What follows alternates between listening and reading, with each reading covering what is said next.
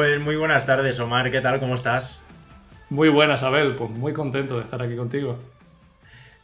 Hoy tenemos un tema muy chulo porque por un lado hablamos de una cosa que me gusta mucho a mí, que es el tema de la salud mental, ansiedad, etcétera, que es algo que no se habla demasiado todavía en redes y yo creo que es algo que debería hablarse cada vez más.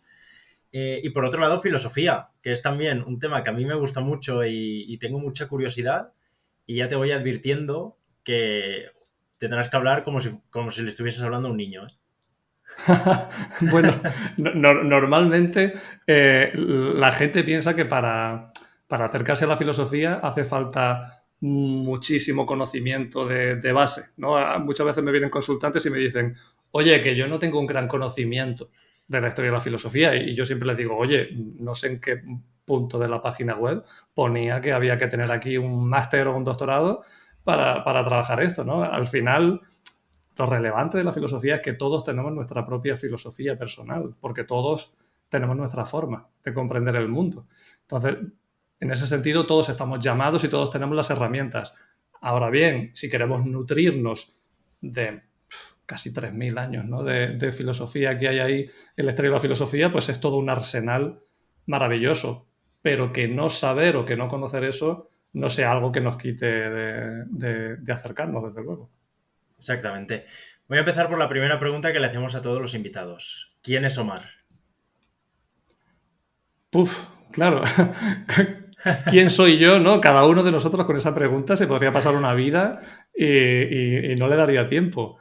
Bueno, a ver, estamos en un podcast, vamos a enmarcarnos. Entiendo que estoy aquí como filósofo, así que te diría, bueno, mi nombre es Omar Linares y que soy doctor en filosofía y terapeuta, que entiendo que son como los dos ejes o los dos conceptos que pueden expresar más o menos bien lo que hago, porque yo estudié filosofía y mi forma de ejercer la filosofía no es a través de la docencia, sino a través de la consulta, del acompañamiento terapéutico basado en la reflexión filosófica, en el autoconocimiento y el crecimiento personal y sobre todo en la superación de crisis existenciales. Más o menos lo que hace unos 50 años en Estados Unidos se conocía como Philosophical Counseling y que al llegar a España tuvo la feliz traducción de asesoramiento filosófico, que es un concepto que no me enamora porque suena a asesoría de empresas, ¿no? Suena a yo te voy a decir cómo tienes que pensar y te voy a recetar unos autores, pero la verdad es que el concepto de counseling no es fácil de traducir, así que bueno, con eso nos entendemos. Claro. ¿Cómo empieza tu camino en la filosofía? ¿Desde pequeño te gustaba el tema filosofía o fue poco a poco apareciendo en tu vida? Me gustaba el tema reflexivo, pero no tanto la filosofía. No me crié en un entorno en el que hubiese mucha filosofía. Sí que es verdad que era un niño y un chaval bastante reflexivo, lo típico, ¿no? Como que te conviertes en el consejero de todos los grupos y cuando empecé a poder escribir, pues me gustaba mucho escribir ensayitos, ¿no? Trabajando ciertos conceptos que me guardaba para mí y luego más en la adolescencia, pues sí los publicaba en un blog que nadie leía, pero yo los mandaba al mundo, ¿no? Pero ahí Igualmente, estaban. y como un regalo, ya estaba, ¿no? Entonces, sí que es cierto que para mí la reflexión había sido muy buena compañera en los malos momentos, ¿no? A lo largo de la infancia y adolescencia, pues ha habido momentos, ¿no? Pues más de depresión, ansiedad y cositas así. Y para mí la reflexión siempre fue la vía de camino para volver a casa. ¿No? Es como la forma, no de encerrarme en lo mental, que es un riesgo muy grande, sino de cambiar la mirada para ver las cosas mejor, para comprender un poquito, para tomar ese camino de vuelta y realmente comprender que lo que nos rodea es mucho más bonito y más bello de lo que pensábamos, ¿no?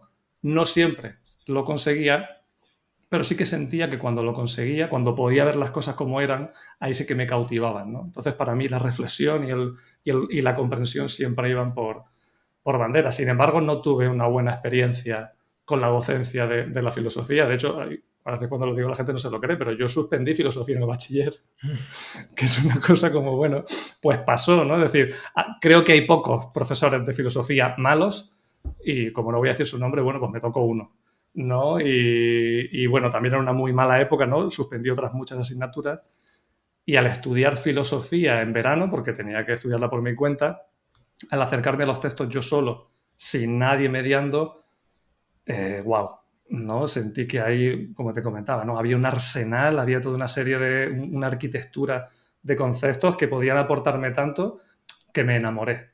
Y cuando decidí que quería ir a la universidad, la filosofía no era mi primera opción porque aunque me fascinaba el contenido, yo ya había conectado con cierta armonía, cierta cercanía con el acompañamiento. A mí me apetecía trabajar en consulta. Y yo desde mi ignorancia en la época pues entendía que solo se podía hacer a través de la psicología. Y llegué a un acuerdo conmigo mismo y como yo era de la época de licenciatura, me dije, vale, hago primero de filosofía y me saco lo que se llamaba libre configuración y luego me paso a psicología, que es una carrera que me va a dar un trabajo, además el trabajo que yo quiero, ¿no? Fue una trampa porque yo hice primero de filosofía y me enganché y Y te no quedaste. pude salir de ahí porque me flipó, porque veía que había mucho más, que en primero no me iba a llevar todo lo que quería y además en Granada filosofía y psicología están en la misma facultad. Entonces conocí a muchos psicólogos que me mostraban, ¿no?, que la psicología era fascinante, pero que no iba por el camino que yo quería, no me daba esas herramientas existenciales y entonces decidí quedarme en la carrera, sabía que no quería hacer docencia, entendía que era lo único que podía hacer con filosofía y dije, bueno, me saco esta carrera, me llevo esto para mí y qué haré después es problema de lo más de quinto de carrera y eso él ya lo gestionará, yo ahora mismo voy a disfrutar esto. Sin embargo, en cuarto de carrera vi un cartelito de una charla de asesoramiento filosófico. Y claro, cuando yo me enteré de que desde hacía pues, 40 años había una Claro, línea de filosofía. ahí se unía lo que tú buscabas, ¿no? O sea, lo que te estaba gustando en ese momento, que era la filosofía, y lo que habías buscado hasta ahora, que era el asesoramiento. Claro, tú imagínate, ¿no? Yo había renunciado a la consulta por la filosofía y me encuentro un camino que me dice, no, no, no, consulta, pero con un contenido filosófico. Entonces, claro, para mí fue una revolución. Me lancé ahí, empecé a formarme y hizo que me quedase más tiempo en la universidad, aunque sabía que no quería ser profe, pero me animó a hacer el máster y a hacer un trabajo fin de máster sobre estos temas de filosofía como terapia y luego al final ya me enganché, hice el doctorado y ya casi me tienen que echar de allí porque si ponen otro título yo creo que me quedo también para sacármelo, pero bueno, me apetecía mucho el profundizar, el investigar, el entrar en ese corpus teórico de la filosofía para luego llevarlo a la práctica, ¿no? Y desde que empecé el máster ya llevaba un par de años formándome fuera de la universidad en esto, entonces abrí la página web, lo que iba aprendiendo lo iba plasmando y bueno, y desde entonces pues ya hace 8 años de esto y a día de hoy afortunadamente ya sí llevo unos años en los que me levanto por la mañana y es a lo que me dedico, ¿no? Enciendo el ordenador y trabajo con personas en este sentido, así que muy feliz y muy agradecido, la verdad. Qué bueno. Voy a hacerte una pregunta, porque yo creo que la mayoría de los que cuando estamos en el instituto, tú mismo has dicho que, por ejemplo, suspendiste filosofía, pues porque a lo mejor estabas en otra etapa de la vida, tenías un profesor que a lo mejor no te encajaba bien, pero yo creo que todos pensamos, madre mía, ¿cómo es estudiar filosofía en el instituto? ¿Cómo tiene que ser la carrera de filosofía y los profesores de filosofía? Necesito que me expliques cómo era la carrera de filosofía. La carrera de filosofía es una fauna muy interesante. Es decir, a mí la carrera ha sido de las épocas más bonitas y más chulas que yo he vivido. Porque es un espacio totalmente diferente de la realidad. Unos profesores que tú no te hubieses encontrado en otro sitio. Recuerdo además la primera clase en introducción a la filosofía, el comentario de textos. El profesor nada más entrar hizo ahí como el show de mirarnos como diciendo, ¿pero qué hacéis aquí? ¿No sabéis que de esto no se puede trabajar? ¿Que os vais a morir de hambre? Sí, esto fue la bienvenida, ¿sabes? Esto es La bienvenida. la recepción a la licenciatura. Claro, yo siempre digo que si uno no tiene interés en dedicarse profesionalmente a la filosofía, creo que filosofía en ese sentido es una ideal segunda carrera, ¿no? En ese sentido, si no te interesa la docencia ni la consulta, pues para uno mismo. Ahora bien, si sí tienes ese interés, pues bueno, pues vas a tener un recorrido, pues por eso, pues casi 3.000 años de historia de la filosofía brutal, con una capacidad crítica increíble. De hecho, recuerdo un compañero de clase que me decía que es un poco como la transición del estudiante de filosofía, que en primero uno dice, tío, la filosofía lo cuestiona todo, me encanta, es la hostia, ¿no? Y en quinto uno dice, tío, la filosofía lo cuestiona todo, no puedo más, te lo juro que no lo soporto, ¿no? Me Como explota diciendo, la por cabeza. favor, claro, necesito un suelo firme que pisar, necesito algo en lo que reposar. Entonces, bueno, a mí personalmente, que me interesaban mucho las cuestiones existenciales, pero no todo el ámbito de la filosofía en general. La filosofía se acerca a la ciencia, al lenguaje, a la lógica, es amplísima. Pues claro, hay asignaturas que se me atragantaron un poquito, ¿no? En primero de carrera teníamos 2 asignaturas de lógica y yo las aprobé en quinto de carrera con un profesor particular, porque para mí eso era chino. Pero hay otras asignaturas de las que en cada clase salías con el vello de punta, replanteándote absolutamente todo. Entonces, muchas veces en una carrera que era una sacudida constante, en clase, con grandes maestros, luego salir a echar el cigarrito, como no, la estética bohemia del filósofo existencialista, Claro. a hablar con tus compañeros y con tus compañeras, a seguir dándole vueltas a lo mismo, luego en el autobús dando vueltas con tus textos. Es una olla express durante 5 años, más si te quedas más rato como yo, que es genial. Lo que pasa es que hay que tomarse los buchitos, porque si no te puede saturar un poquito.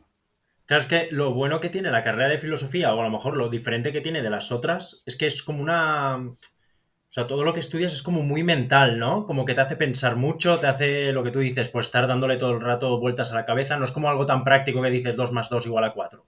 No, es algo que te lo mete en la cabeza.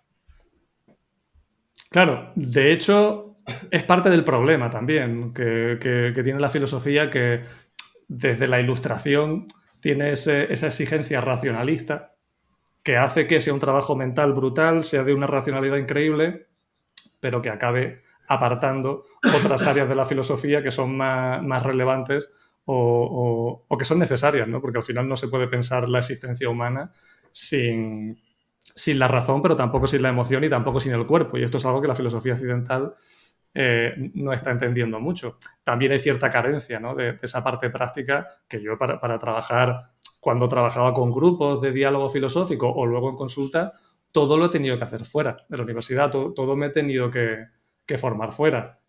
Pero eso sí, al margen de ver esas carencias, es cierto que a nivel conceptual es un sabaneo, ¿no? Es una sacudida que el músculo del pensamiento lo entrena muchísimo. Ahora sí, altísimo riesgo de convertirse en una persona repelente que Claro. va por la vida diciendo, pero ¿en qué sentido estás diciendo esto? O esto técnicamente no, o ir lanzando falacia de no sé qué, o ya decirlo en falacia ad baculum en latín, ¿no? Y es como, uf, te van a pegar y con razón, si sigues así. ¿Tenías compañeros así?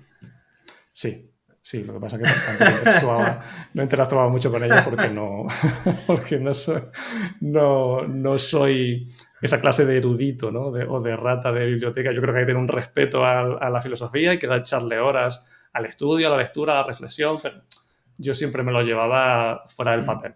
Entonces, todo ese movimiento que al final lo que busca es desarticular al otro. Es decir, todo debate filosófico, para mí ya hay una contradicción en el concepto de debate, ¿no? Porque debate es un choque y por eso yo cuando organizaba diálogo filosófico Claro. siempre hablaba de diálogo, ¿no? Es decir, de un trabajo en equipo. Entonces, cuando es esa pelea de mostrar quién es más listo que el otro, hay algo en mí que dice, vale, me rindo, eres tú el listo. Me retiro porque esto Claro. no es para mí. Ahí ya no entras, claro. No es mi estilo. No sé qué voz se me ha quedado porque me estaba ya atragantando y se me va a quedar un poco voz es rara, ¿eh? Pero... Sobrevive, Eh, sobrevive. sí, sí. Vamos a hablar un poco más adelante de cómo es la filosofía hoy en día y cómo se da en las escuelas, los institutos, etcétera. Pero sí que me gustaría que me explicases cómo es la filosofía de ahora, ¿no? Porque yo creo que muchos estudiamos Sócrates, Platón, etcétera, pero como que se queda mucho en la antigüedad, ¿no? Y yo creo que hay mucho más hacia adelante que se debería ver también.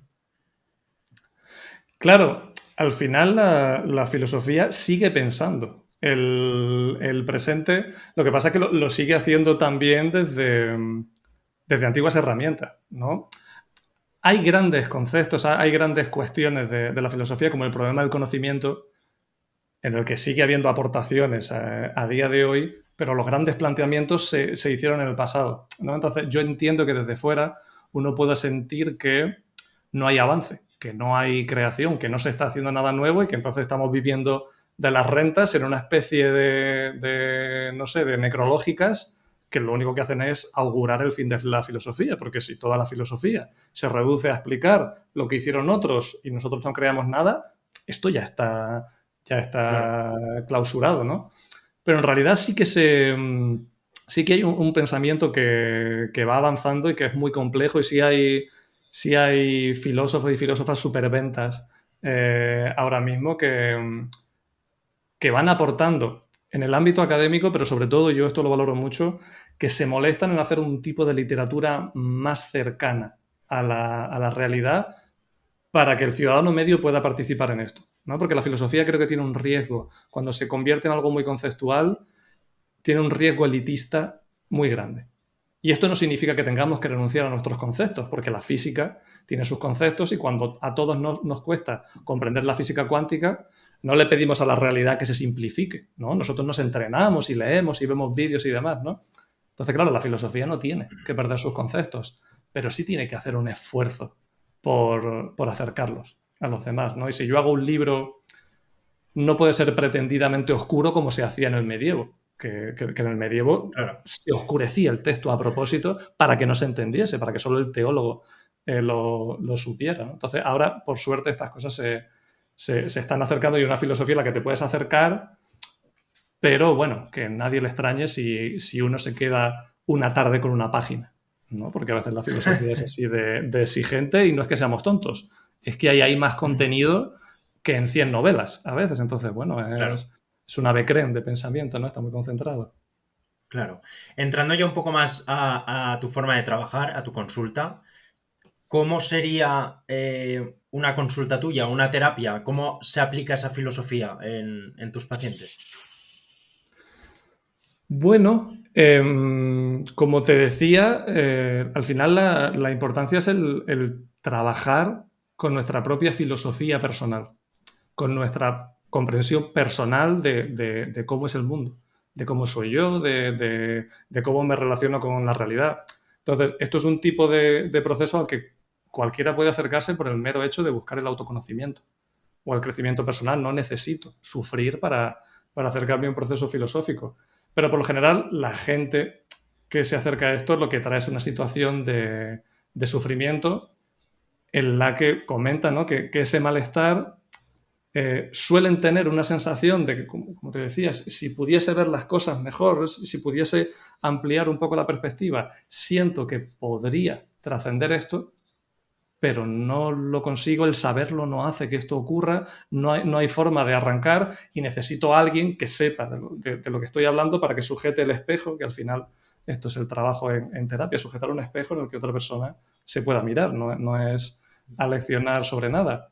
Y de esta forma se crea un trabajo cooperativo a través del diálogo en el que vamos viendo, arrancamos por cuál es su perspectiva vital, cuál es su momento vital y cómo lo entiende, ¿no? Y cómo ha llegado también hasta eso. Después me gusta hacer como cierta jerarquía de bloqueos, malestares, puntos de crisis, cuestiones que me obsesionen, lo que sea, ¿no? Que serán los focos de malestar que trabajaremos y después nos vamos acercando para rastrear esas cuestiones filosóficas y para desbloquear todo eso, pero en acto. Es decir, siempre en presente, no acudiendo a eventos que pasaron hace 20 años, porque si dejaron una huella, se está expresando en el presente, y si se está expresando en el presente, podemos acceder a ello ahora. Ahí. Y entonces lo que empezamos es a ver cómo podemos ir desenredando esto, cómo podemos aplicar ciertos conceptos, pero en la mayoría de las situaciones se trata de deconstruir, se trata de desaprender, ¿no? Se trata de encontrar cuáles son las conclusiones que nosotros tomamos por necesidad, pero que ahora están sesgando nuestra forma de ver la realidad, nos están quitando una parte que necesitamos y entonces evidentemente esto choca, esto nos duele y lo que necesitamos es ir viendo esto para que por la propia contemplación, por el mero hecho de arrojar luz sobre una parte oscura de mi pensamiento, ir comprendiendo y que esa comprensión vaya haciendo que yo vaya teniendo una relación diferente conmigo mismo y con la vida. Esta es la forma de llegar al bienestar. En un proceso de asesoramiento filosófico, el compromiso con el bienestar es secundario, porque el compromiso principal es el compromiso con la verdad.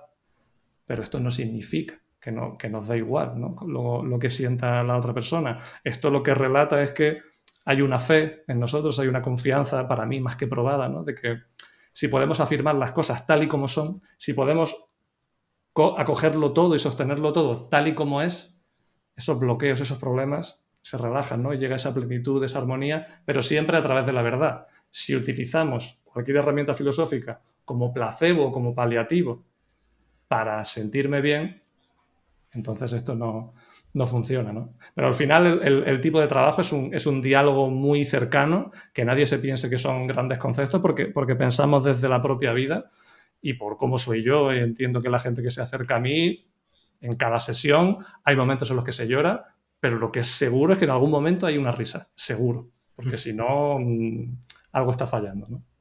Claro. Entiendo, si no recuerdo mal, va mucho hacia preguntas, ¿verdad? O sea, tú trabajas mucho con las preguntas para poder llegar al origen y poder ir, como tú decías, deconstruyendo esos problemas que cada uno tiene o tal. Si tuvieses a alguien, digamos, estándar delante, o ¿cuáles crees que serían las preguntas que todos deberíamos hacernos para mejorar un poco en nosotros mismos? Es interesante, ¿no? Porque eso es El como... santo grial, ¿no? Sí, no, pero en realidad está guay porque es como qué preguntas tendrías que hacer si alguien viniese como haciéndote la putada de no te digo nada. No, que sería irreal porque una persona siempre pone todo de su parte para que tú la acompañes. Fíjate que hay dos preguntas fundamentales que no es tanto que haya que resolverlas, sino que haya que sostenerlas. Es decir, a veces en filosofías o en la vida solemos pensar que cuando tenemos una duda tenemos que resolverla al momento. Y si es algo práctico y tenemos todo el conocimiento del mundo en el móvil, pues sí está bien, ¿no? Que me meta en Google en un segundo, que se lo pregunte a ChatGPT y que me lo diga Y que me lo y diga. fuera. Claro, pero hay preguntas en la vida que no se pueden responder sin más. Y que toda la clave de eso se basa en cómo yo me relaciono con esa pregunta y cómo voy permitiendo la formulación de diferentes respuestas, ¿no? Entonces, en este sentido, para mí es muy importante dos preguntas fundamentales que son ¿quién soy yo y qué es la vida? Que es lo mismo que decir que es la pregunta por la identidad y la pregunta por la existencia o por el sentido de la vida. Y añadiría un tercer punto que sería ¿y cómo se relacionan ambos puntos, ¿no? ¿Quién soy yo? ¿Qué es la vida? ¿Y cómo me estoy relacionando con ella? ¿Qué es lo que está ocurriendo, ¿no? ¿Qué es esto que estoy viviendo? Que en la mayoría de las situaciones no estoy entendiendo nada. No sé si lo estoy haciendo bien o mal. No sé qué papel juego o si quiero o qué papel quiero jugar en ello. Pero es que de aquí se deriva todo. En realidad, de cómo yo me entienda a mí mismo, mi propia identidad, se deriva la autoestima, se deriva el autoconcepto, se deriva mi concepción personal, pero es que también de cómo yo entienda la vida, se deriva el propio sentido de la vida y de la relación entre ambos se deriva la cuestión de la muerte, se deriva la propia libertad y la responsabilidad, se deriva el aislamiento, porque según yo me entienda a mí mismo, entenderé que son los otros también y el encuentro con el otro uno no es consciente de la de problemas y la de maravillas que surgen, ¿no? de la gestión de estas dos preguntas y subrayo, del sostener, del poder surfear en estas preguntas, no tanto ¿qué es la vida? Esto, ¿no? Como una patata caliente que lanzo y que me quiero quitar de en medio. No, no, no. Quédate con la pregunta y sosténla y permite que vaya produciendo diferentes respuestas, ¿no? Que siempre va a ser positivo. Que me imagino que la mayoría de gente que trabaja contigo será por eso, ¿no? Porque a lo mejor pues no entienden exactamente qué es la vida y no saben exactamente qué papel tienen en ella. Claro, a ver, el que diga que entiende bien qué es la vida, cuidado, ¿no? Claro. Cuidado porque habrá que verlo. Yo creo que hay una incertidumbre mínima, exigible y necesaria en la vida, pero creo que forma parte del propio trabajo de maduración. El propio crecimiento en la vida implica estados de vulnerabilidad. Y esto es algo que estamos empezando a comprender ahora porque afortunadamente se está hablando de salud mental. Antes pensábamos que la rudeza de una persona hablaba de su fortaleza y de su carácter, ¿no? Y que no pisar un psicólogo en la vida significaba que esa persona ya lo había entendido. Hoy no es que sepamos que no es así, es que para mí es que es literalmente lo contrario. Para mí, una persona fuerte es una persona que hace terapia o que si no la hace, se cuestiona, lee, duda, se pone en entredicho, porque todo este cuestionamiento personal no tiene que implicar un detrimento de mi propio valor. De hecho, Es lo que como que hace es que yo intenta deje ir de más allá, apegarme. ¿no? Para conocerse más. Claro, yo dejo de apegarme a ciertos conceptos, a ciertos roles, a ciertas máscaras, que al final es el significado de persona, ¿no? En etrusco, máscara, ¿no? Cuando yo voy alejándome de esos roles y siento que yo me expreso en ello, pero que soy mucho más, que lo puedo cuestionar, ahí se abre un espacio diferente que muchas veces se me puede hacer incómodo, ¿no? Pero bendita incomodidad, que forma parte Claro. del crecimiento y que uno lo tiene que acoger no como debilidad, sino literalmente para mí como fortaleza.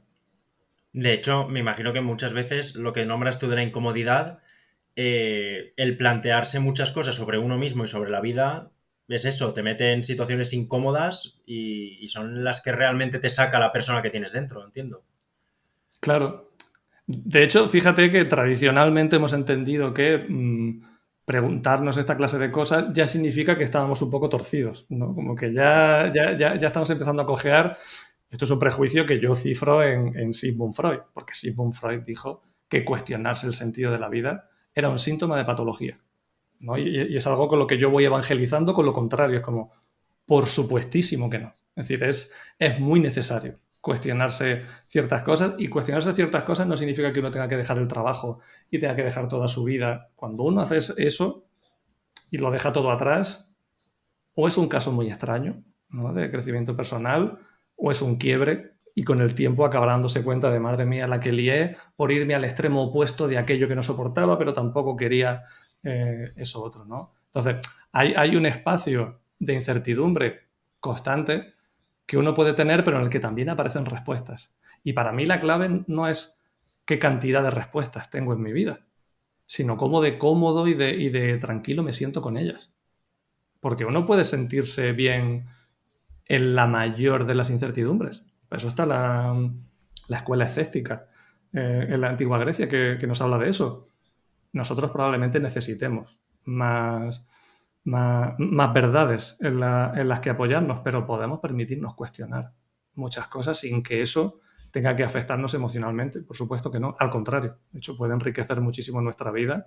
Cuestionar una pareja, una relación de pareja, puede nutrirla muchísimo y hacerla llegar a un nuevo nivel. No tiene por qué suponer una ruptura por necesidad. Claro, pero ahí yo creo que también entra un poco el miedo, ¿no? Porque muchas veces piensas, si cuestiono esto, tengo miedo a que salga algo malo y pues me quedo como estoy. Ya. De hecho, eso pasa mucho en el propio autoconocimiento, ¿no? En el decir, a mí me han dicho personas, no quiero mirar más por si no me gusta lo que encuentro. Y a mí eso lo entiendo perfectamente, ¿eh? Pero me parece que se basa en un error muy grande, que es también esta idea del inconsciente, ¿no? Como una caja de Pandora, como algo horrible, o el no querer comprender más cositas de la realidad, porque uno tiene la sensación de que si mira más ahí dentro, va a acabar tocando fondo, ¿no? Como que va a acabar dándose cuenta de que la realidad no es un buen sitio en el que vivir, ¿no? Y que entonces se va a caer el telón, se va a ver el backstage, se va a ver que todo era mentira, que me había inventado una mentira para soportar esto, que ya no puedo seguir manteniéndola y que entonces sí que no voy a poder vivir, ¿no? Y a mí me parece bonito que esto ocurra porque creo que es algo a superar, porque creo que uno puede realmente comprender que a más conocimiento, más plenitud y más sabiduría y más tranquilidad, ¿no? Y que si algo rompe nuestros esquemas y perdemos algo que para nosotros era crucial, hay que seguir. Hay que seguir adelante porque van a aparecer otras cosas otras cosas nuevas que me van a aportar, ¿no? Probablemente si le preguntásemos a un niño, ¿no? Si hiciésemos un paréntesis y le preguntásemos, ¿tú quieres enterarte de que los Reyes Magos no existen? ¿No? Como si, y después de la pregunta que se le olvidase de nuevo, probablemente diría, no me jodas, ¿no? Como que no existen, Claro. en serio.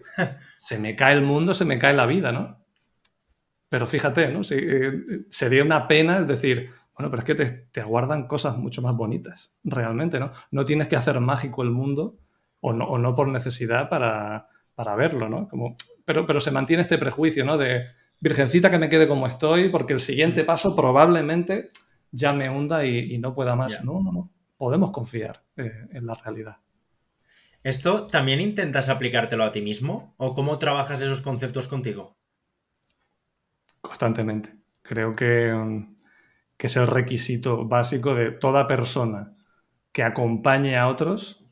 No debe vender que ya lo ha superado todo, pero sí debe tener un compromiso por coherencia personal, tiene que tener un compromiso con todo eso. Entonces yo intento, antes lo hacía más a nivel conceptual, me preguntaba, ¿no? Intentaba comprender desde la mente, pero en los últimos años lo que intento hacer es estar a la altura de mi propia vulnerabilidad, es decir, no tapar aquello que me duele, estar alerta de lo que temo, por ejemplo, ¿no? Y ya lo que temo, si yo lo sostengo y lo miro, me va a decir qué problemas hay de autoconocimiento, qué problemas hay de identidad, qué problema hay con mi relación con la vida, pero ahora lo que intento es iniciar el propio pensamiento desde el estómago, ¿no? Como desde el corazón, desde esa posición de terror, y estoy constantemente abriéndome a eso que estoy sintiendo, porque como persona muy mental que he sido siempre, tengo grandes herramientas aquí que me han hecho muchos favores,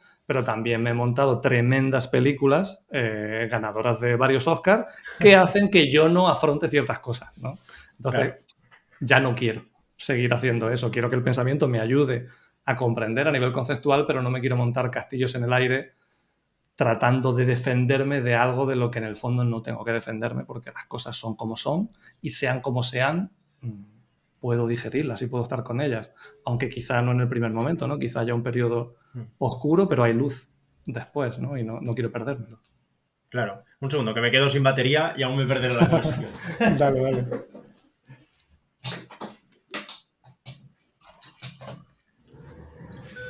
Ya hemos vuelto. Ahora sí. Vale. Me gusta mucho hablar contigo porque cada cosa que comentas es que podría abrir un melón distinto, que podríamos estar aquí toda la tarde. Pero me gustaría ir a temas más concretos, que yo creo que suelen ser problemas principales que tiene la gente, que incluso a lo mejor no lo saben. Y yo creo que de algunos has hablado tú también, sobre todo por redes sociales. El primero es el tema de la ansiedad en sí, que creo que va muy relacionado a la angustia existencial, si no me equivoco. Y me gustaría que me explicas exactamente qué es la angustia existencial, que creo que es algo muy general y que le puede pasar a mucha gente, y cómo podemos intentar abordarla. Claro, realmente es un temazo. Es un temazo porque la angustia, bueno, empezamos por la ansiedad, que es lo más fácil de definir. La ansiedad es una pandemia ahora mismo. Es algo igual que la depresión, desgraciadamente. Es una cosa extendidísima y está claro. ¿Por qué? ¿No? Hay una forma de vida tan defensiva que no nos queda otra que sentir esa ansiedad. Por eso, afortunadamente, también se aborda desde ese espacio transdisciplinar y por eso también, como debe de ser, las personas que se ven aquejadas fuertemente por ansiedad, primero acuden a espacios psiquiátricos y psicológicos, que es donde uno debe de trabajar si siente que esa ansiedad está llegando a un punto incapacitante y puede poner en riesgo su propia normalidad. Pero si uno no está en ese punto, o está en ese punto pero recibe ese apoyo, ¿no? Entonces sí que podemos compatibilizarlo o acercarnos de primeras con una mirada más filosófica. Y claro, al final la ansiedad, si decimos ansiedad estamos diciendo miedo sin más, es que no estamos diciendo mucho más. Ansiedad refiere a todo ese síndrome, ¿no? Toda esa sudoración, todas esas palpitaciones, toda esa corriente de pensamiento que llega, pero al final es miedo. Y el miedo a lo que nos lleva nos habla de cómo nos relacionamos con la vida. Si yo tengo miedo, si yo tengo un estado de ansiedad constante, evidentemente puedo deducir que mi relación con la vida es negativa porque yo entiendo que la vida es hostil, que la vida es mi enemiga, que la vida es un espacio del que yo me tengo que defender porque me va a hacer daño, ¿no? el opuesto del miedo no es la valentía. El opuesto del miedo es la confianza. Porque la valentía no es no tener miedo, ¿no? La valentía es hacer cosas con miedo, a pesar de que uno lo tenga, ¿no? Cultivar esa confianza para poder ir afrontando ciertas cosas, para darme cuenta de que en todas esas situaciones en las que yo siento que todo lo que existe y todo lo que soy está en riesgo y se va a venir abajo, que no es tan así, pero dar ese paso filosófico más y darme cuenta de que incluso en el peor de los casos, incluso si fuese así, realmente lo que soy no está en peligro porque no soy la persona que hace la presentación en el trabajo o el examen en clase, o soy eso, pero soy mucho más, ¿no? Entonces, el poder ir cambiando esa perspectiva desde un respeto profundísimo al sufrimiento que genera y a todas las consecuencias que tiene, que esto hay que tenerlo presente, pues oye, nos va marcando un camino de superación que no es hacer así y ya está, pero sí que nos permite ver cuáles son los pasos para ese cultivo, un cultivo filosófico, sapiencial, que lleva su tiempo, ¿no? Y muy asociada a la ansiedad estaría la angustia existencial, que aquí la angustia es un estado afectivo. Un estado afectivo significa que es como una emoción que nos muestra cierta cara de la realidad, cierta cara latente en ella, pero como estado afectivo nos quita a los demás, ¿no? Es decir, en el estado afectivo de la alegría, por ejemplo, no es que yo lance al mundo mi alegría, es que yo capto lo alegre del mundo. Es decir, hay una capacidad epistemológica de conocimiento de darme cuenta de cosas que estaban ahí y las veo con más nitidez, pero ignoro la tristeza, ¿no? Y si me quedo ahí siempre me estoy perdiendo otras partes. En el estado afectivo de la tristeza pasa lo mismo. El mundo acaba pareciéndome, si yo no sé que estoy ahí, el mundo acaba pareciéndome excepcionalmente gris, ¿no? Y me puedo ir a estados depresivos. Pues en la angustia existencial como estado afectivo, lo que se me da es una experiencia de carencia de sentido de la realidad. Es decir, en la angustia existencial yo miro la vida tal y como es y lo que siento es que no tiene ningún sentido. Y entonces empiezo a sentirme desprotegido. Ahí viene esa orfandad existencial de no vengo de nada, no voy a nada, no hay nada que me cobije, no hay un Dios, no hay nada de esto. Y No entonces hay me nada quedo como a que atorado. aferrarse, ¿no? Claro, no hay nada a lo que yo me pueda aferrar y entonces esto nos hunde, ¿no? Y la cuestión es que no se trata de que cuando uno está en esa angustia existencial tenga por necesidad que encontrar el sentido de la vida. El sentido de la vida no hay que inventarlo. Y el otro día un consultante en nuestra segunda sesión me decía, Marta, tengo que hacer una pregunta personal. Y yo, dale. Dice, bueno, un par de preguntas. La primera es si tú realmente has cuestionado el sentido de tu existencia, que ahí le respondí, creo que sí, pero nadie está libre de autoengaño, así que el día de mañana podría darme cuenta de nuevo, como tantísimas veces antes, que en alguna parte me había vendido la moto por no ver esto y entonces toca enfrentar eso, o sea que ahí fui humilde. Pero su segunda pregunta fue si yo me creía capaz de convencerlo de que la vida tenía sentido. Y ahí mi respuesta fue, no lo sé, lo mismo sí, mirándome bien, pero desde luego no lo voy a intentar. Te garantizo que no voy a hacer el más mínimo esfuerzo por convencerte de que la vida tiene sentido, porque no es necesario que la vida tenga sentido para que nos reconciliemos con ella. Y esto es muy importante. En la cuestión del sentido es una cuestión personal, ¿no? Entonces, si yo pienso que hay un Dios y hay un destino y hay todo y somos hijos del Señor y que después iremos al cielo, perfecto, la vida tiene sentido y está muy bien. Si me voy al polo opuesto y siento que soy fruto del azar más azaroso en la última esquina del universo, por casualidad en ese caldo primigenio apareció una célula y aquí estamos, pero que esto no tiene ni pies ni cabeza y en cuanto petemos se acabó. Si uno lo ve incluso desde ese nihilismo tan abrumador, la idea es que tanto este polo como este otro, como todos los intermedios, pueden acoger plenitud y pueden acoger una buena relación con la vida. Yo no necesito forzar una espiritualidad, porque para esta parte más nihilista, para eso tenemos estos autores existencialistas que de lo que nos hablan es de que si la vida no tiene sentido, oye, pues casi que mejor, ¿no? Y ellos lo hablan así como diciendo, mejor porque si la vida tiene sentido, hay deberes. Hay una cosa que Claro, yo tengo que hacer, ¿no? Hay un correo al inicio del día que dice tienes que hacer esta lista de tareas. Si la vida no tiene sentido, puedo hacer conmigo y con mi vida lo que quiera. Lo cual puede abrumar, pero puede ser precioso.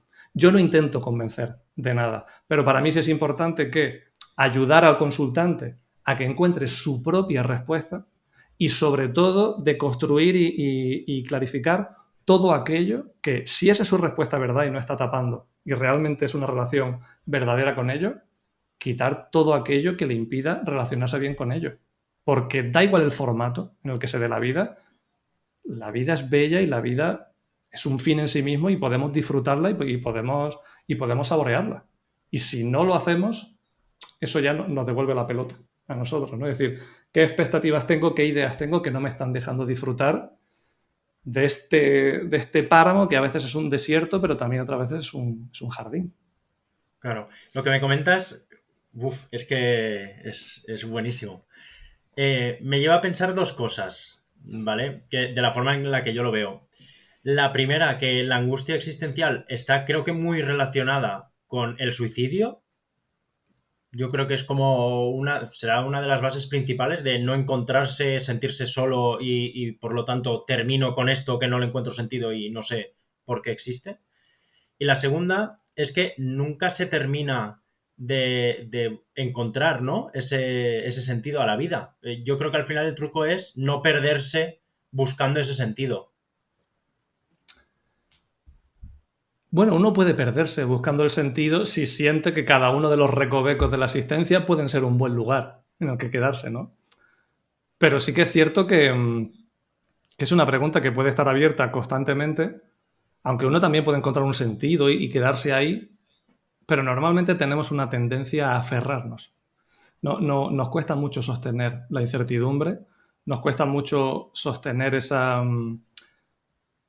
ese no tener respuesta, porque pensamos que comprender es controlar, y se ve mucho, ¿no? Y yo me lo he encontrado también el sufrimiento de personas que están perdiendo su fe en Dios, en la religión que siempre les ha nutrido, y que sienten que están perdiendo algo valiosísimo y que tienen que aferrarse a ello, cuando en realidad temer eso es una falta de comprensión, porque si yo pierdo la fe en Dios como parte de mi proceso, pues perfecto. Yo no sé si ese proceso me va a llevar a una fe más férrea en Dios o me va a llevar a otra cosa, pero al final me puedo relacionar bien con ello. Indica siempre una falta de apertura a la vida.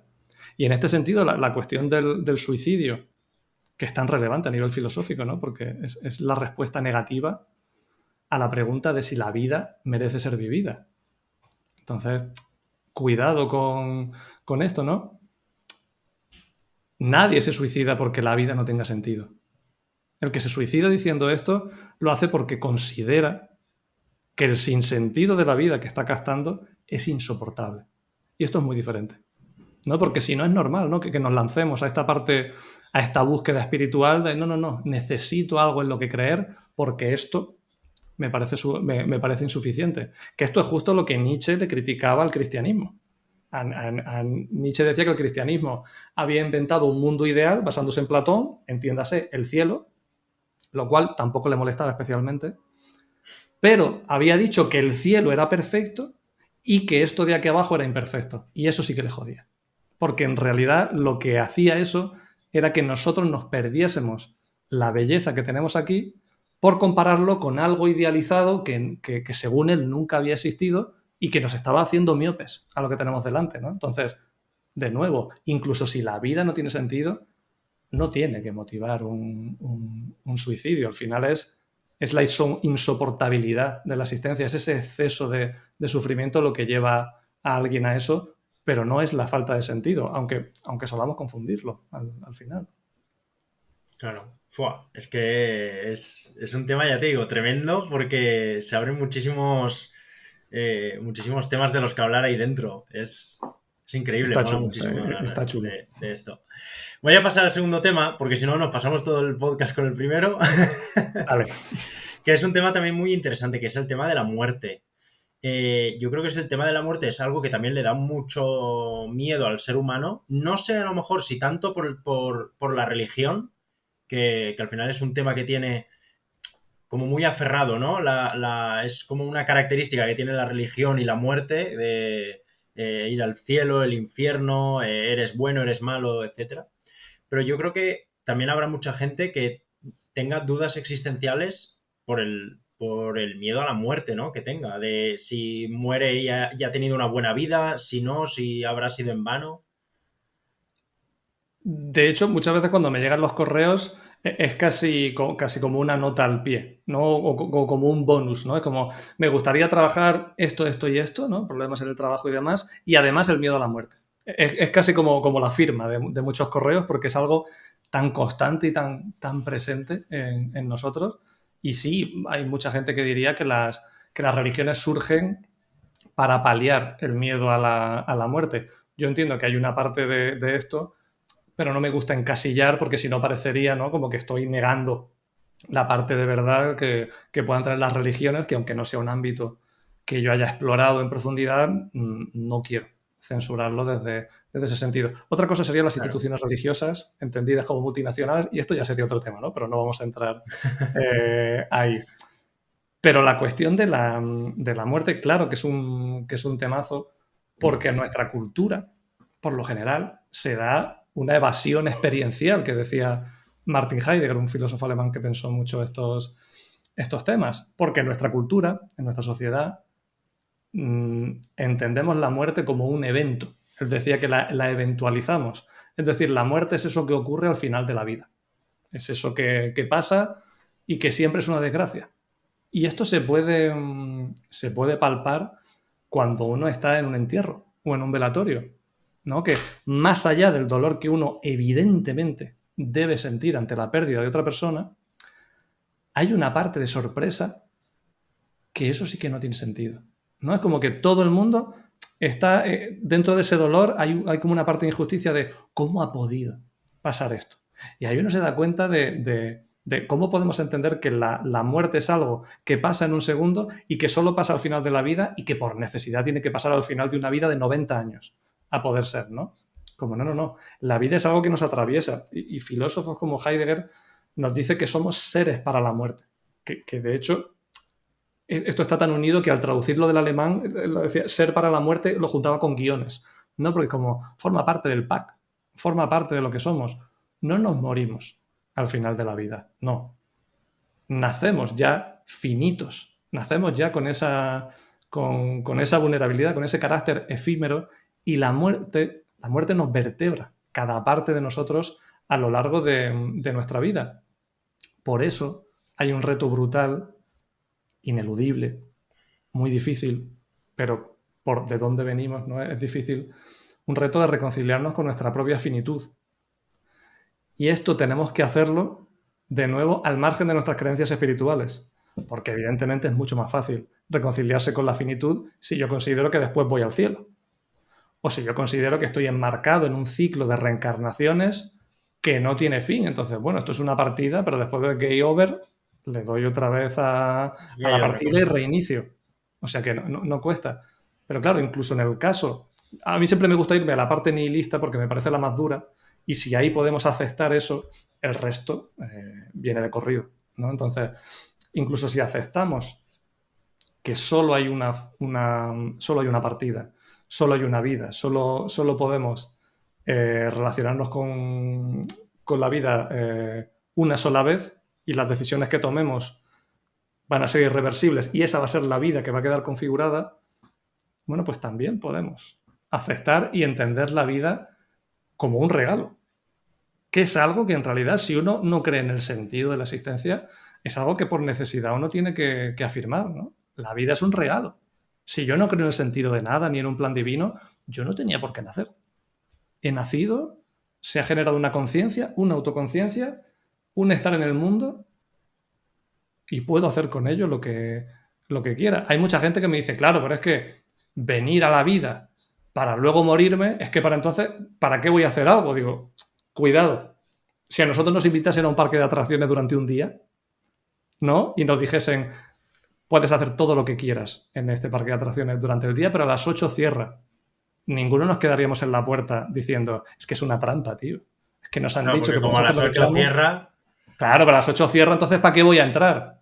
¿No? Y todo el mundo diría, hostia, porque o entras o te lo pierdes, Claro. ¿no? Como nadie diría eso, ¿no? Uno podría entrar y decidir, me monto en esta atracción, en otra, o paseo, o me como un perrito caliente, o me voy a las tiendas.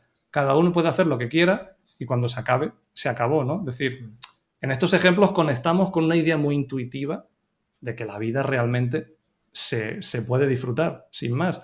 Y Séneca tenía como una metáfora muy, muy bonita que partiendo de esta idea estoica, ¿no? De la vida como un regalo, decía que tenemos que entenderla como si fuésemos en un barco y un barco, ¿no? de marineros y llegásemos a un puerto, ¿no? El bajar del barco al puerto es el nacimiento. No sabemos cuánto tiempo vamos a estar, pero sin saberlo, pues simplemente nos acercamos al puerto, podemos comprar fruta, podemos conocer gente, podemos adentrarnos en el pueblo, podemos quedarnos al lado del barco sin hacer nada, podemos hacer un montón de cosas. Pero el hecho es que cuando suene la campana, cuando el capitán llame de vuelta, tenemos la obligación de volver al barco, ¿no? Y agradecer también ese tiempo en el puerto. Ese tiempo en el puerto, esa visita al parque de atracciones, es la vida.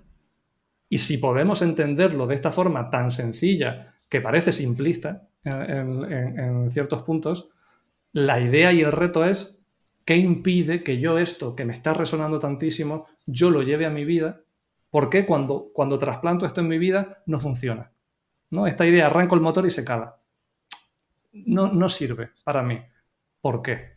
Y descubrir por qué es para mí una de las claves principales del autoconocimiento en consulta o en otros ámbitos, ¿no? El por qué ciertas ideas que me pueden parecer reales a mí no calan en mí, no arraigan emocionalmente y yo sigo sufriendo a pesar de que entiendo de que podría relacionarme de una forma diferente, ¿no? Y la muerte es el gran ejemplo, desde luego.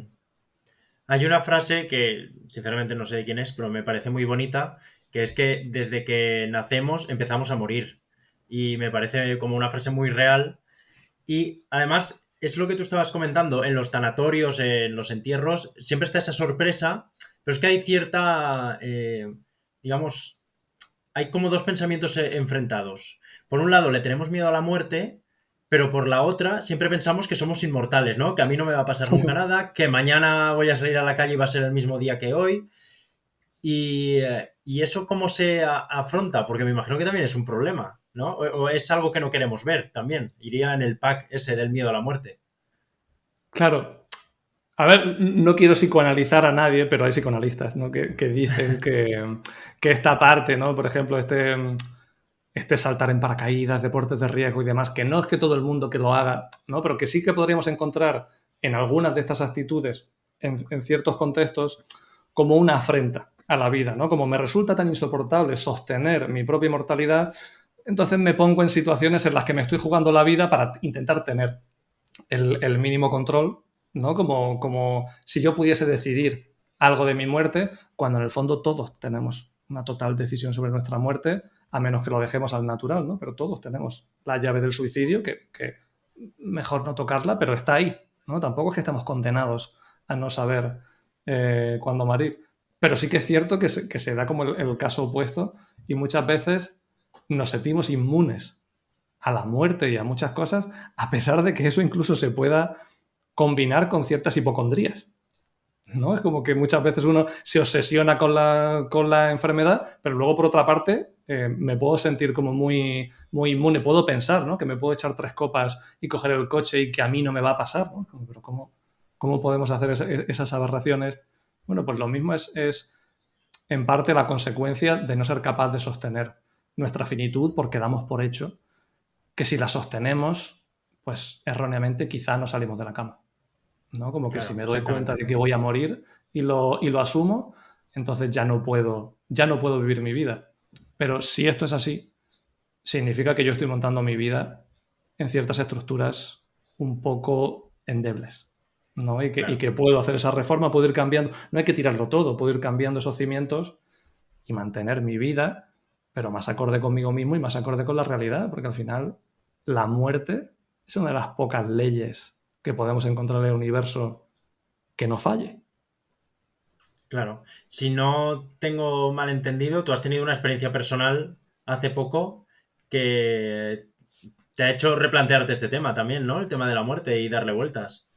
Sí, a ver, tampoco voy a ir de superviviente por la vida porque fue un poco una anécdota, pero sí que es verdad que, bueno, me tocó y hace 4 meses por la noche creía que tenía gases, era lo que yo pensaba. Afortunadamente me he casado con una médico y eso para estos temas está estupendo.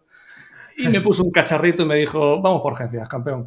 Y allí sí que bueno, pues tenía, después de varios días ingresado y una noche en la UCI, vieron que tenía una miopericarditis, que es una inflamación del músculo del corazón y del pericardio, que es lo que lo recubre. Una cosa, bueno, pues que había que vigilar, pero una cosa en realidad bastante normal, no tan extraña, y que una vez que descartaron el infarto y me fui a mi casa, la receta fue no hagas deporte en X meses, que esto se va solo. Y así ha sido, ¿no? Afortunadamente estoy volviendo a hacer deporte. Pero sí que es cierto que, sobre todo sin esperarlo, porque no es una cosa que va aumentando, ¿no? Yo recuerdo ese viernes me fui a comer con mis padres y con Leti, con mi mujer, y luego a las 3 de la mañana estaba mirando el techo de la UCI con los cables y, y es curioso, ¿no? Como mínimo es curioso. Si te digo la verdad, es que al final es bonito reconciliarse con la propia vulnerabilidad. Si te digo la verdad, me asustó muchísimo menos de lo que esperaba. Lo viví con una normalidad de decir, bueno, no sé si me va a pasar algo, porque claro, yo no me sentía tan mal, no había un dolor muy fuerte, pero la gente iba mirando los electros, iban poniendo malas caras y yo estaba ahí como en medio diciendo, me cago en que no me van a explicar nada, venga, te pasamos a críticos, y yo, venga, te pasamos a la UCI, venga, lo que tú quieras. Pero sí que hubo un momento de tener un puntito de tensión. Ahí te diría, no sé hasta qué punto estaba evitando algo, porque lo mismo la situación me abrumó y no la estaba llevando tan bien como pensaba. Puede ser, ¿no? Tengamos humildad en eso. Pero sí que había una parte de mí como muy pragmática que me decía, tío, yo no sé si esto va a ser un infarto, pero si en algún momento de mi vida me da un infarto, por favor que sea esta noche, porque estoy en la UCI. Es que estoy en el mejor sitio del mundo, donde Claro. tienen todos los cacharros y está todo lleno de alarmas, mejor que esto en otro sitio, ¿no? Y al final eso te pone también en contacto con tus propios miedos y tus propias vulnerabilidades, porque no me avergüenza decir que hay momentos antes de una conferencia, ¿no? De impartir yo una conferencia, en los que he tenido más miedo que en la UCI. Y esto es estupidísimo, pero es así, porque somos así, ¿no? Entonces, tener más miedo de dar una charla también habla de la propia relación con la vida, de las propias vulnerabilidades y de cómo siempre podemos estar, ¿no? Con este pulso constante de cómo podemos disfrutar más de las cosas, porque en cuanto miramos un poco nos damos cuenta de que nos estamos perdiendo la inmensa mayoría por tonterías, ¿no? Como por bloqueos. Y esto que viví hace unos meses fue ese punto también, ¿no? Que luego me devolvió a casa y también me permitió vivir de una forma diferente, porque yo con mi proyecto siempre he trabajado muy duro muchos años para que funcionase, ¿no? Pues una baja de 2 meses. Incertidumbre absoluta, ¿qué consultante volverá? ¿Cuáles no? Ya está, ¿no? Siempre he hecho deporte y siempre me he apoyado en el deporte, ¿no? Para descargar tensiones y demás. Deporte fuera y te quedas ahí sin trabajo, sin que sacas al perro y te ahogas y tienes que aprender, ¿no? A vivir de una forma diferente y a darte cuenta de que la vida es mucho más. Y yo ahora que estoy de vuelta de todo, sí que intento no perder eso, ¿no? Ahora que vuelvo a hacer deporte, ahora que estoy ya currando a pleno rendimiento, intento traerme esa lección, intento traerme esa mirada de mirar el techo de la UCI y decir, bueno, no perdamos la cabeza, que la vida es más de todo aquello con lo que me estoy obsesionando, ¿no? Afortunadamente la vida siempre ofrece más de lo que estoy tomando de ella. Claro, y que en cuestión de 10 minutos puede cambiarte por completo, que es lo más heavy de la vida. A Hombre, mí me pasa imagínate. mucho cuando, por ejemplo, te quejas, ¿no? De es que en mi casa tal, mi familia no sé qué, y a lo mejor hablas con el vecino y de repente se le ha muerto el hijo de 15 años de cáncer, por ejemplo, y dices, ostras, es que hay unas realidades también ahí fuera que, claro, te da que pensar, yo mismo igual me estoy preocupando por tonterías que no debería ser así. Claro, sin embargo, eso tiene un peligro, ese punto comparativo. Tal y como tú lo estás planteando es perfecto, porque como tú lo estás planteando es la posibilidad de tomar altura, como hacían los estoicos, ¿no? Ellos lo llamaban la mirada cósmica, ¿no? Que es verlo, ¿no? Los problemas desde arriba, y entonces tú eres una cosita así y no es para tanto, ¿no? Si es para relativizarlo, si es para sacudir tu pensamiento y no obsesionarte con eso, bienvenido sea. Pero ahí hay un peligro de decir, como hay gente que está sufriendo más que yo, entonces no tengo derecho de quejarme. Y eso es horrible, porque al final eso lo que hace es negarnos el contacto con nuestra propia vulnerabilidad, negarnos la realidad que estamos viviendo, y si yo me niego esa realidad, entonces yo no puedo aceptar aquello de lo que no soy consciente. Entonces, si yo estoy viviendo, por ejemplo, el duelo de mi perro, ¿no? que todavía no me ha pasado, pero pasará en algún momento, yo no puedo desconectarme de mi propio duelo simplemente porque en el piso de enfrente hay alguien que ha perdido a 2 seres queridos humanos, ¿no? Es decir, lo que no voy a hacer va a ser ponerme a comparar o decirle, dices tú de sufrimiento, pues anda yo con mi perro. No, estas aberraciones no las haríamos, pero son espacios diferentes, ¿no? Y si yo puedo conectar con eso, entonces empieza a dar ese bucle entre comprensión de lo que está ocurriendo, compasión para acogerme, y entonces, en ese caso, ¿no? La estructura del duelo se va dando de una forma muy, muy natural. Pero al final la comparativa, que está como muy extendida en nuestra sociedad, tiene un puntito peligroso, ¿no? Y hay que, bien por la relativización, pero hay que estar alerta de ello. Claro. Voy a ir al último tema porque tenía varios, pero creo que se pueden entrelazar muy bien entre ellos, que es el tema del éxito hoy en día, que creo que es algo que también trae muchos dolores de cabeza a mucha gente. También entrelazando con otro tema que tenía por aquí, que era el tema de las redes sociales y los gurús actuales, que creo que también hacen un poquito de daño, pero me gustaría que me explicases un poquito el tema de la felicidad y el éxito, creo que es algo que hoy en día mucha gente busca. Y creo que hay que dejarle claro a la gente que el éxito no es para todos el mismo, ni muchas veces igual no llegas. Y creo que este es uno también de los problemas, ¿no? Que no se entienden, que no todos tenemos las mismas capacidades y el fin no es para todos el mismo, creo yo. Claro, totalmente. De hecho, ahora es que hay muchos que denuncian que vivimos en una dictadura de la felicidad. O como que es obligatorio estar feliz, y si uno no se siente feliz, es tonto y es culpa suya, y es un vago que no se está esforzando eh, por ser feliz. Entonces, a ver, esto está pervertido, pero sí que nuestra época tiene una parte muy buena con toda esta forma de rescatar a los estoicos y demás, que es el tomar conciencia de la responsabilidad que tenemos sobre nuestro propio bienestar. Y esto es maravilloso, porque esto nos saca del victimismo. Esto nos saca del estar diciendo, es que el mundo me agrede y todo es de fuera, y las cosas me tienen que venir arregladas y yo no puedo hacer nada. Y esto nos pone en contacto con todo aquello que podemos hacer, la responsabilidad existencial con nuestro propio crecimiento, y eso es como uno lee, hace terapia, medita o lo que sea. Bienvenido sea en ese sentido. El problema es que hay un exceso con este planteamiento y no hay una distinción entre lo que está en mi mano y lo que no está en mi mano. ¿No? Es como hemos individualizado el malestar. Todo es mi responsabilidad. En toda situación de malestar yo podría estar sintiéndome bien, ¿no? Y esto es muy jodido cuando cierta mirada que yo asocio más, ¿no? Esa mirada neoliberal de un capitalismo como muy salvaje que necesita ser comedido, consigue que a una persona que la están desahuciando, pues que ella pueda sentirse culpable por estar sufriendo, porque claro, es que yo podría tomarme esto de otra forma, ¿no? Las cosas no es como me ocurren, sino cómo me las interpreto, ¿no? Y entonces eso puede hacer que nosotros invalidemos problemas sociales que tenemos que afrontar entre todos, ¿no? Entonces, hay un uso o más bien una usura de planteamientos como el estoicismo, que a mí personalmente me duele, porque es la mitad de mi tesis doctoral, pero también del propio pensamiento positivo, de esa felicidad asociada al éxito, pero a una definición muy limitada de éxito, muy material y sobre todo muy individual, que nos lanza a todos a una carrera. No hay para todos, tenemos que ganar, ¿no? Y en realidad al sistema neoliberal le conviene esto para poder mantenerse, ¿no? Que toda persona que esté en una situación de precariedad no dé un paso atrás y diga, pero esto es estructural. Cierto que yo podría buscar la forma de convivir mejor con esto, pero esto hay que cambiarlo, de alguna forma, ¿no? Pero claro, el sistema ha conseguido que cada persona que está explotada acabe sintiendo que es todo culpa suya, que se lo podría tomar mejor, y sobre todo que si quisiese podría encerrarse en su cochera y montar una gran multinacional como tantas veces se ha hecho, ¿no? Este mito horrible de las empresas que nacieron en cocheras de gente multimillonaria, Sí, por cierto, con papás vaya. multimillonarios, ¿no? Sí, Entonces correcto.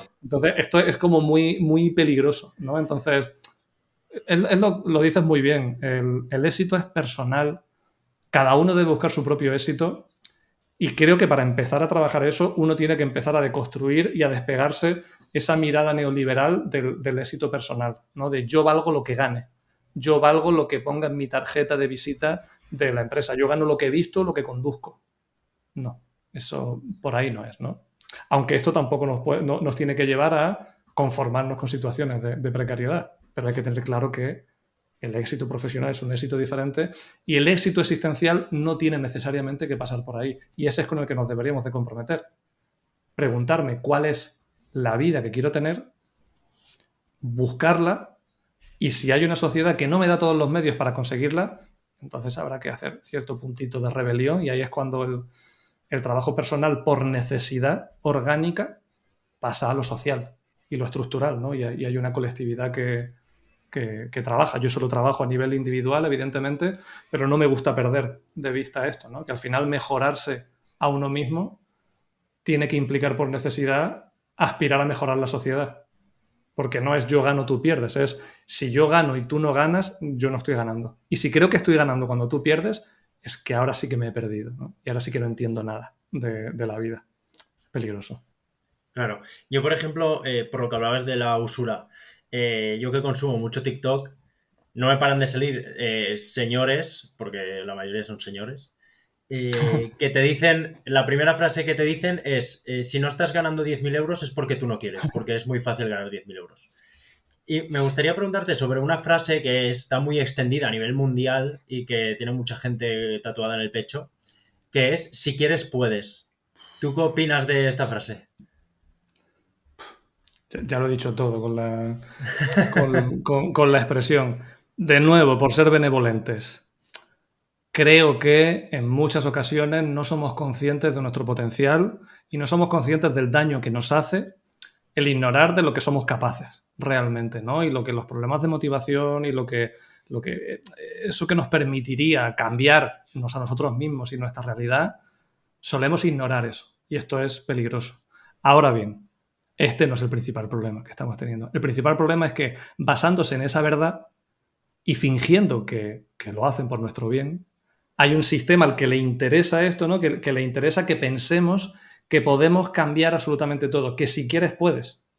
Entonces, yo cuando alguna vez he dado una conferencia y he hablado del si quieres puedes, de este coaching malentendido y demás, digo, bueno, si eso es así siempre, entonces si tú lo que quieres ser es el presidente de Estados Unidos y eres de Murcia, me interesa ver esa campaña, a ver cómo te lo montas para conseguir llegar a la Casa Blanca. Es decir, qué estupidez, ¿no? Por supuesto que ni se puede todo, ni se tiene que poder. ¿No? Es decir, no necesito que la realidad provea todos mis deseos, pero el problema es que si quieres puedes, lo que acaba haciendo es que yo no luche contra aquello que me impide aspirar a aquello que sí que merezco, ¿no? Porque no consigues un trabajo porque no te esfuerzas lo suficiente. Entonces no me estoy peleando con esa estructura empresarial de empleo y demás que me está oprimiendo y que me está excluyendo. Porque no soy consciente de que hay algo que haya que cambiar y lo mismo tengo que mirar qué voto o tengo que mirar qué permito o qué no permito. No, porque es que como es que si quieres puedes, pues lo mismo es que en vez de a las 5 de la mañana me tengo que levantar a las 4 para leerme más autoayuda, para ponerme más fuerte y para venderlo en la entrevista de trabajo, porque si sigo fallando, será que es culpa mía. Y claro, ahí nos metemos en una autoexplotación en la que la gente está destrozada y es que esto no para. Porque cuando está destrozada, se sienten culpables. No viene una conciencia de qué está pasando. No, se sienten culpables porque joder, mira qué débil soy. Y hay gente que lo consigue y yo no. Es que no lo merezco. Y es la jugada más horrible y más bien orquestada, más maquiavélica que uno puede ver en la historia de la humanidad, pero tiene que empezar en uno. Es decir, hasta aquí y luego ya vamos a lo estructural. Pero si una persona haciendo eso no despierta y un día autoexplotándose hasta ese nivel no para y dice, oye, pero ¿qué estoy haciendo con mi vida? ¿Qué me han vendido, no?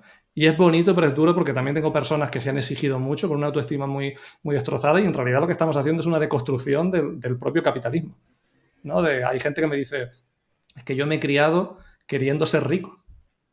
y porque me han convencido de que sí que se podía, y llevo una cantidad de literatura consumida a ese respecto, que a ver qué hago. Que no es que eso se caiga, sino que hay que gestionar una decepción brutal, porque te han prometido tanto y se ha convertido en tu realidad, que ahora quitar eso, no es que detrás de eso no haya una vida maravillosa, pero hay que hacer un duelo por esa vida perdida y prometida, porque te prometieron lo máximo y llevas toda tu vida comprometido.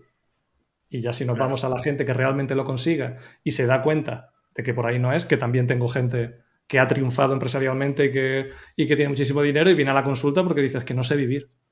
Es que me vendieron que esto era así y me compro un Porsche y no me apetece ni cogerlo porque ahora me doy cuenta de que esto no era, ¿no? Y ahora no sé. No sé claro, deshacerlo, a pesar de que tengo medios materiales para probar de todo, ¿no? Pero no sale. claro. Uf. Pues para terminar ya con el bloque de filosofía y contigo, vuelvo a la pregunta que habíamos hablado un poco al principio. La filosofía hoy en día, institutos, colegios, eh, ¿cómo crees que se está impartiendo? ¿Crees que se está impartiendo bien? ¿Que se podría dar mucho más y mejor? A ver, en defensa de la filosofía diré que la filosofía se enseña bien, y lo digo lo primero, antes del pero, porque si no muchas veces se tiende a echar la culpa a los profesores, ¿no? Es que no la enseñan bien. Bueno, vamos a ver, ¿qué es eso de que no se enseña bien? Habrá malos profesores ya que hay mala praxis en todo ámbito de la realidad, pero el problema no son los malos profesores, que son los que menos. El problema son las pocas horas que hay, los azotes que se va dando de cómo se la va quitando, y también de las poquitas horas que quedan, la poca libertad que hay en ellas, porque se impone ciertos temarios que uno tiene que meter con calzador a los alumnos. Entonces, claro, la historia de la filosofía, como decíamos, es un arsenal maravilloso, es un jardín con todo tipo de elementos bellísimos que nos aporta. Pero si yo a ti intento meterte 2500 años de historia sin antes hacerte comprender para qué sirve esto, te vas a revelar, evidentemente. Porque lo que no puede ser es que a mí me enseñasen a Platón tema uno y a Descartes tema 2 cuando hay 1500 años de uno para otro. Algo habrá pasado entre medias, ¿no? Entonces, imponerlo cronológicamente creo que genera esta idea tan tradicional de los filósofos eran gente que se complicaba la vida de más y que me calentaron la cabeza, y que luego en selectividad yo pues coges historia y nunca más vuelves a ellos, ¿no? Pero sin embargo, si uno hace una enseñanza de la filosofía basada en problemas filosóficos, si yo realmente te demuestro que los problemas de la filosofía no son de los filósofos, sino que son de todos, de toda la humanidad, y que sencillamente los filósofos, algunos dedicaron su vida a alguno en concreto, si yo te demuestro que el problema del conocimiento es problema tuyo y que tú en el fondo no sabes lo que sabes y lo que crees que sabes no sabes por qué lo sabes, si realmente te coloco ahí, tú dices, hostia, ¿y qué dijo Kant? ¿Y qué dijo Descartes? ¿Y qué ha dicho? ¿No? Y ahí entra ese punto en el que uno va necesitando la filosofía y se relaciona bien con ella, ¿no? Y también, a mi entender, falta esa vertiente práctica que, de nuevo, ni se nos forma en la universidad, porque yo tuve que formarme fuera, ni hay espacio en el instituto para organizar un diálogo filosófico en el que a los chavales se les dé la oportunidad de pensar, de crear pensamiento, de reflexionar y de filosofar, y que ahí el filósofo o la filósofa no imponga su criterio, sino se dedique a avivar esas brasas de pensamiento. Si trabajásemos eso desde los propios problemas filosóficos que nos competen y generásemos espacios para pensar en grupo, la cosa cambiaría. Y sé que hay ciertamente una necesidad, porque yo durante 5 años organizaba diálogos filosóficos en una cafetería que lo hacía gratis, yo no cobraba nada, de hecho hasta me tomaba un café y me lo cobraban. Y era una cosa como mi rollo social, de quiero crear un espacio porque no lo había antes. Sesiones de hasta 40 personas. Hay una necesidad de pensar. La gente quiere realmente pensar, pero si no se le da ese espacio y no le damos herramientas en la adolescencia, que es la etapa más turbulenta que uno vive, pues por supuesto que no van a tener ganas después de acercarse a la filosofía, evidentemente. Pero yo creo que aquí la gran pregunta es, ¿tú crees que el Estado le conviene hacernos pensar?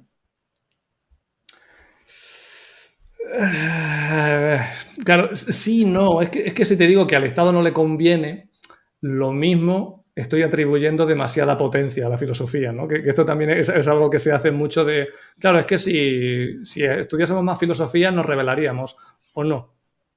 Es decir, Claro o no. cuidado, o no, ¿no? Es decir, esto no está tan claro.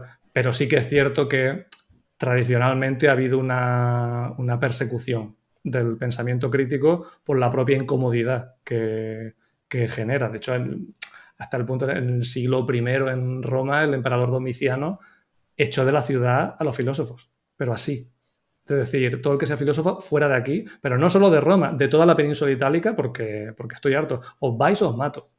Ese ha sido, ¿no? Como el potencial, la capacidad de rebeldía que tiene la filosofía. Quiero pensar que sigue latente, pero tampoco la veo. ¿Eh? No desconfío del potencial, pero el acto transformador y revolucionario de la filosofía lo experimento a diario a nivel individual, pero en esta faceta social me da la sensación de que nos contentamos más aquellos que se dedican a eso, ¿no? Como a escribir y hay poco, ¿no? Poco dar la cara. Al Estado, desde luego, no le interesa que seamos especialmente críticos, sobre todo al Estado que parece que va a venir, que esperemos que no venga, ¿no? Esperemos que esa ultraderecha al final, esa mala pesadilla no tome las riendas y no llegue, porque entonces sí que le interesará cero que pensemos, porque ese tipo de ideología se nutre de un pensamiento débil, de un pensamiento temeroso. Pero bueno, ojalá, ¿no? Ojalá en algún momento hagamos uso de ese potencial y da igual lo que quiera el Estado, porque al final lo que se busque sea el bien común, ¿no? Y que no haya contradicción entre ambos. Pensamiento utópico, donde los haya. Claro, pues Omar, me ha encantado la conversación que he tenido contigo sobre filosofía. O sea, me ha Pues a mí explotado la también, cabeza y yo creo que a ya más hemos de un acabado, qué oyente, pena. yo creo que a más de un oyente le habrá explotado la cabeza. Aquí hay horas y horas, para echarle hablando de estos temas. Totalmente. Si en algún momento quieres parte 2 me avisas y le da. Aunque trae gente muy interesante y no quisiera yo quitarle el hueco a otros, pero. Y ahora hay que pasar a la segunda parte del podcast, que esto no tiene ya nada que ver con filosofía, ni con terapia, ni con nada. Pero son las preguntas que más pillo a la gente. Así que ten cuidado, Vale. que igual te tienes que replantear cosas. Intento comprometerme con el no aparentar, o sea que mira, ya que me has estado preguntando de lo que domino, pues que sea, que pase lo que tenga que pasar, ya está. La primera es que es el momento en que hagas spam de lo que tú quieras. O sea, que hables de tu libro, de tu consulta, de si un colega tuyo tiene un libro. Es el momento de que hagas todo el spam que quieras. Vale, pues auto-spam, ¿no? Ya está. Sencillamente, si de lo que hemos hablado aquí algo ha resonado, ¿no? Alguien ha escuchado algo y ha dicho, hostia, pues lo mismo esto me puede interesar, pues que se metan en mi web, que es telosconsulta.com, telos con TH, y ahí va a tener una explicación, va a tener muchos vídeos también y textos para comprender, también testimonios de personas que han pasado por ahí, qué es esto del asesoramiento filosófico. Y tanto si le resuena como si no, pero sí le puede molar esto de la filosofía práctica y de cómo coger conceptos de filosofía y aplicarlos a la propia vida, pues ahí estoy subiendo las semillas de filosofía a TikTok y a Instagram, @omarlinares_filosofía, y todas las semanas intento subir algún vídeo de un minutito explicando algo que entiendo que pueda aportar. Y en YouTube también hay más, hay alguna conferencia y alguna entrevista también, pero bueno, que se asomen si quieren. Qué buenísimo. La segunda es que me tienes que dar 4 recomendaciones, ¿vale? De una película, Vale. una serie, un libro y un videojuego. Un videojuego.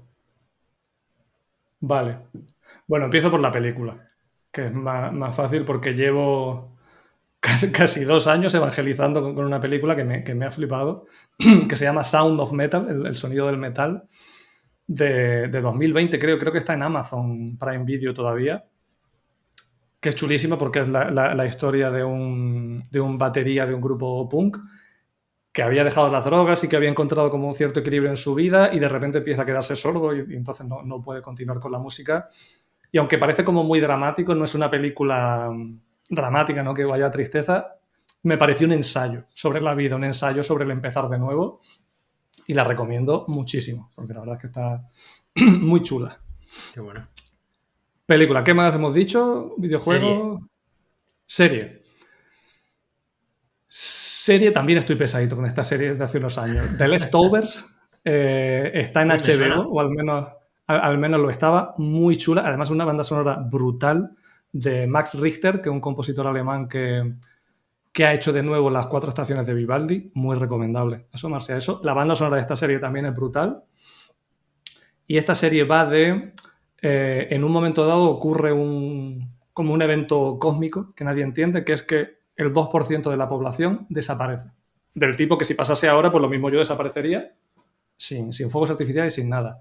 Y es cómo lo viven en un pequeño pueblo del estado de Nueva York, cómo viven con esto, ¿no? Con este nihilismo de no encontrar sentido a algo que ha destrozado sus vidas y tener que seguir adelante. Son 3 temporadas, la primera es brutal y luego tiene otras 2 en las que se le va un poco la pinza, pero bueno, también está bonito e interesante, pero principalmente la primera es increíble. Qué bueno. Bueno, nos queda el libro y el videojuego.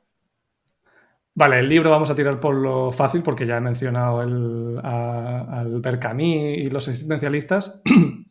El mito de Sísifo. El mito de Sísifo es un ensayito muy pequeñito que empieza hablando justo de esto que hemos hablado sobre el suicidio. Es decir, nos dice que la pregunta más importante de la filosofía es si la vida merece la pena ser vivida, porque de responder negativamente llegamos al suicidio, ¿no? Es un ensayo muy corto que, aunque a veces se mete en autores rusos que al que no le interese o no se entere, que se lo salte, pero es una muy buena exposición de por qué, si entendemos que la vida es absurda y que no tiene ningún sentido, que por supuesto no defiendo esto, pero si fuese así, podemos ser felices, podemos tener una vida plena y podemos honrar ese absurdo y disfrutar realmente de todo lo que nos ocurra. Solo como posibilidad, a mí me parece brutal. Pues eso Y tomo el nota. último, Y el juego. solamente queda el videojuego, sí. Vale, pues aquí no voy a ir de intelectual porque como tengo mi parte friki también, te diría el GTA San Andreas por el tiempo que le he dedicado en la adolescencia y lo que lo disfruté, pero me voy a quedar con el GTA Vice City porque desde pequeño me encantaba la peli de Scarface de Brian De Palma.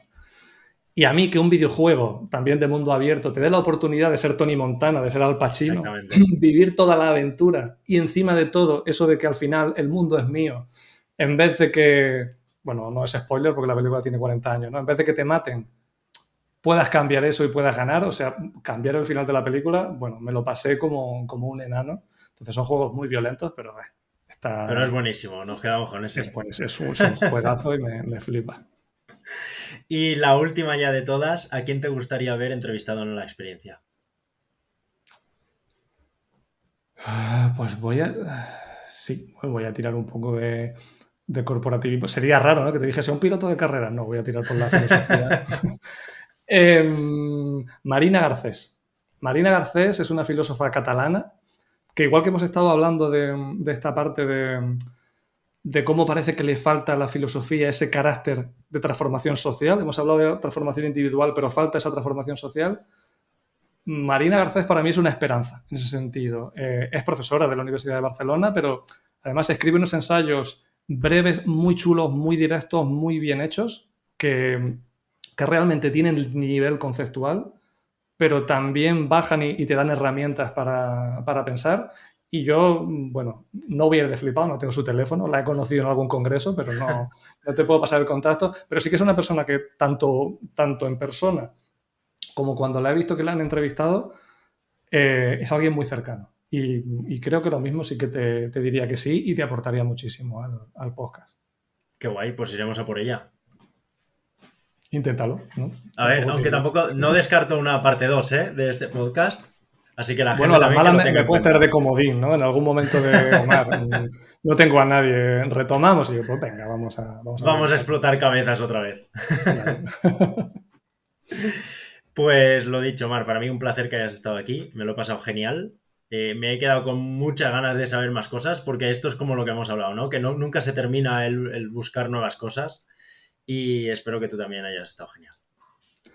Me lo he pasado de lujo, de hecho te agradezco muchísimo la invitación, el estar aquí un rato tan tranquilos hablando de estas cuestiones Y nada, encantado también de que lo puedan ver y escuchar los demás, a ver qué les parece, pero bueno, lo hemos hecho bonito, así que seguro que lo pueden captar. Pues muchas gracias, Omar. Un abrazo. A ti, un abrazo, tío.